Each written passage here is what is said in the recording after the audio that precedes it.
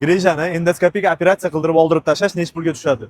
Bu haqida to'liq ma'lumot olgan Profmed Service'ga Duschanov Temur akaning oldiga kelganmiz. Temur aka, qaysi holatda grejani kutmasdan darhol operatsiya qildirish kerak? Oyoqda kuchsizlik, oyog'ini qimirlatolmay qoladi yoki yurishda qiynaladi. Bemorning ikkita oyog'i orasida sezgi kamayishi, siyishda buzilish, ya'ni yoki tutib qolish yoki siylikni ushlay olmaslik. Grejani operatsiya qilish yoki qilmaslik grejani razmeriga bog'liqmi? Grejani razmeriga bog'liq emas. Ayrim odamda pozonochnik kanal, umurtqa kanali katta bo'ladi, ayrim odamlarda kichik.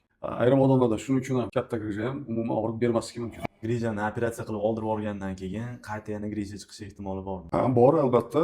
Men o'zim praktikamda bu yiliga 100 odamdan, bu degani ikkita odamda qaytalanishi mumkin. Bu menga ham, bemorga ham bog'liq emas. Hammani qiziqtirgan joyi grejani endoskopik operatsiyasi necha pulga tushadi? Bizda har bir operatsiya 18 million so'mdan boshlanadi. Bu operatsiyani murakkabligiga bog'liq. Bunga qarab operatsiyaning narxi belgilanadi. Agar sizda ham greja bezovta qilib qiynalayotgan bo'lsangiz, Duschanov Temur akaga murojaat qiling, pastda nomerlarini qoldiramiz.